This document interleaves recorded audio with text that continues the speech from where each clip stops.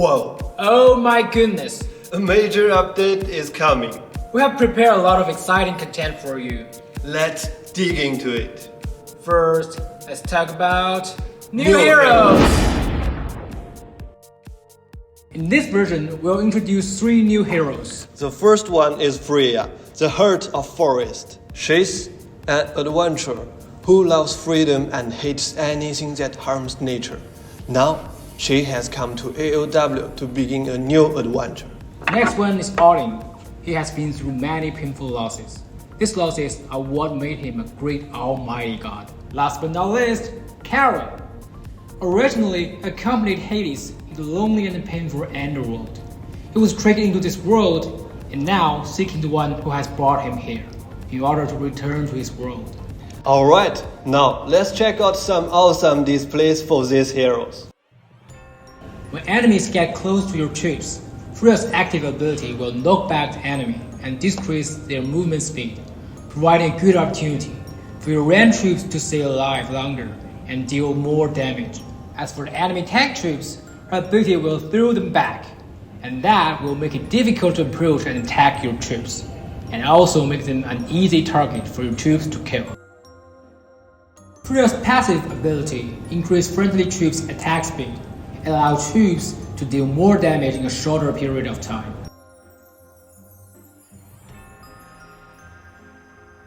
After Freya reaches level 11, you will unlock her legendary skill, Golden Arrows. Golden Arrows increase Freya's both attack and attack speed.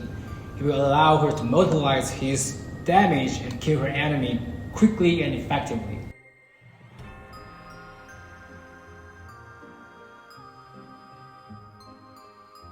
Well, it looks like Odin already cannot wait to be introduced. Let's take a look. Odin used the Eternal Spear to release a powerful beam of light that penetrates enemies and deals a great deal of damage. It can have a great impact on the battle if you release it at the right moment. Odin's passive skill increases the maximum amount of health of the troops and their attack power, which will allow your troops to stay alive longer and deal extra damage at the same time.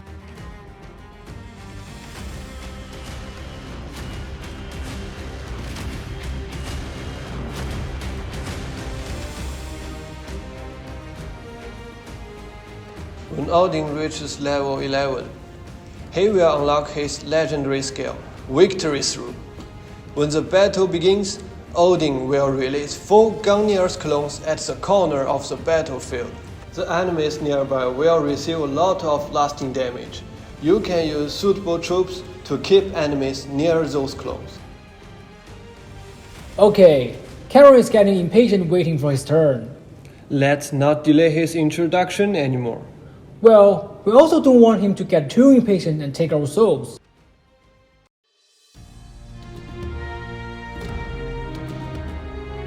Active skill.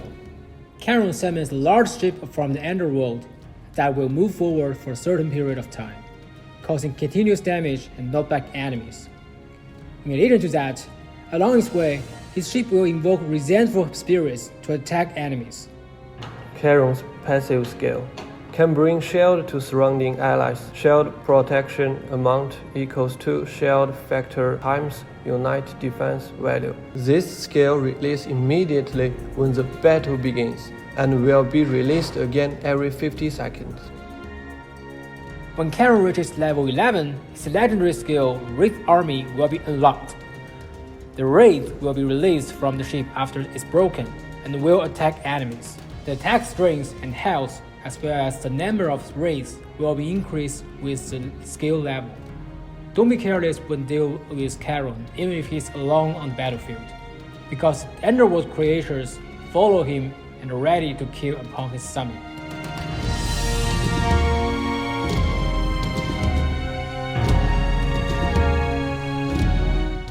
Last, these 3 new heroes can be obtained through the Card Master and the Wheel of Fortune. Only the start timing will be different. In addition, there might be other ways to obtain those heroes in the future. Stay tuned. Also, the new era release will contain 3 new troops. Each of the 3 new troops will have its own special characteristic. The first troop is Angel. He is the second non-attack troop in the game besides None. Angel is a legendary troop of the Secret Race. His role is to add buffs to other troops. The skill is Divine Protect. It's a buff type skill that he uses on ally units, allowing him to dodge normal attacks. Note that any effects from the normal attacks will also be neglected. For example, Frost Archer's normal attacks have effects that reduce movement speed and attack speed. If the attack is dodged, then these 2 debuffs will not be applied to the attacked unit. However, this buff doesn't allow units to evade skills and skills attacks. The next troop is also one of the most special in Art of War so far, Shadow Ninja. He is epic troop belonging to the Dark Race. Shadow Ninja is the only unit in the game that can perform flank attack. His initial movement trajectory is fixed, and he will start attacking enemies at a certain distance from him. You can make them attack the specific enemy by just his initial position. This troop release will enrich the current formation strategy.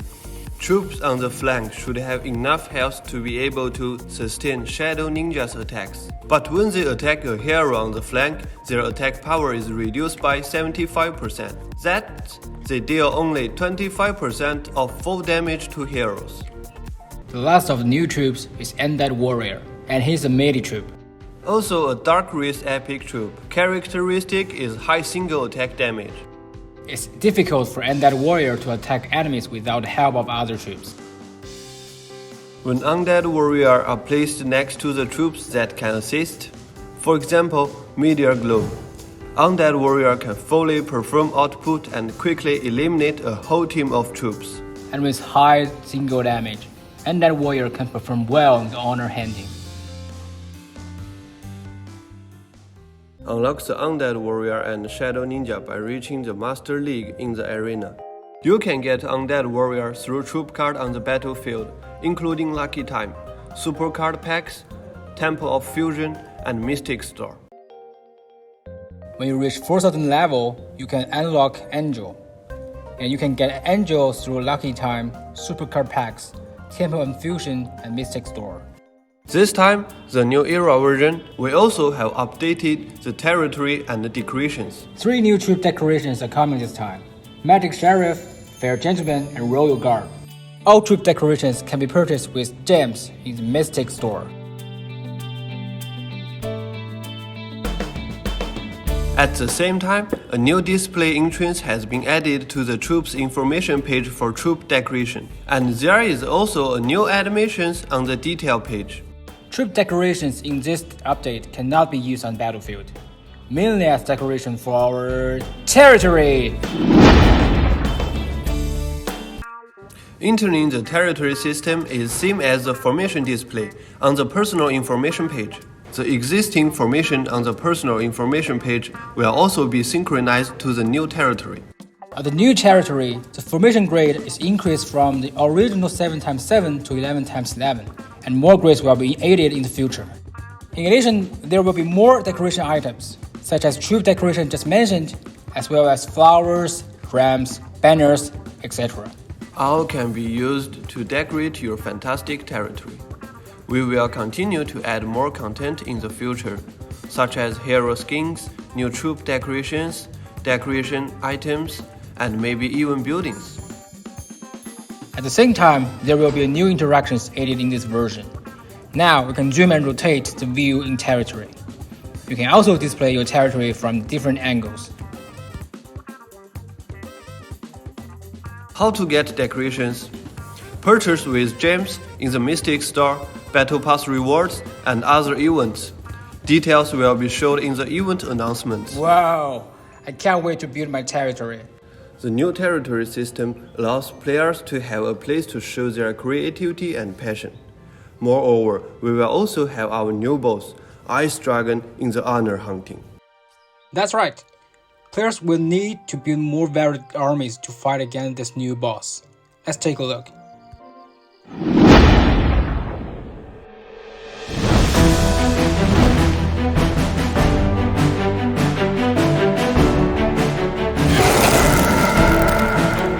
Whoa, is this the Ice Dragon?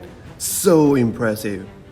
As a giant dragon, he really did it. When I saw it, I want to be a dragon warrior. Then, let's take a look at his skills. The Ice Dragon wraps a large amount of cold energy, which will repel surrounding enemies, deal high damage and reduce target enemies' 10% attack speed and movement speed for 5 seconds. The Ice Dragon spit out cold air, dealing damage to all enemies and reducing the enemy's 10% attack speed and movement speed for 5 seconds. The Ice Dragon spits out frozen light and deals high damage to the enemy on the line, which will last for 2 seconds totally. While dealing damage to the enemy, the frozen light will channel for the ice power. When the frozen light is about to end, the channeling will be completed. Taking the frozen light as the center, it will spread around to produce a large-scale ice explosion, causing damage to the whole field.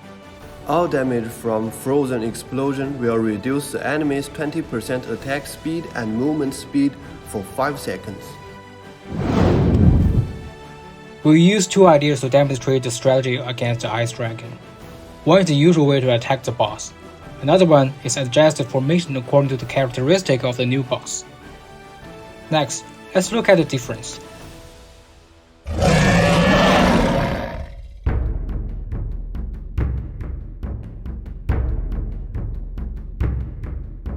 Putting the Goblin tag on the left and the Witcher totem on the right, let's take a look at the damage comparison.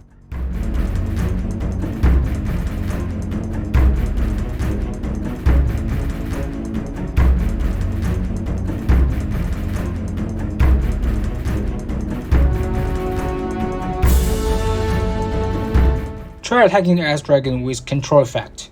You will deal more damage.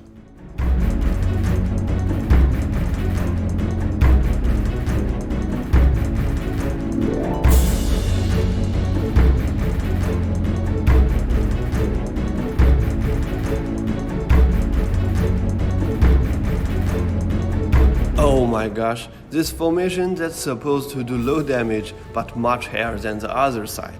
It seems that there are many better formations that needed to be explored and discovered.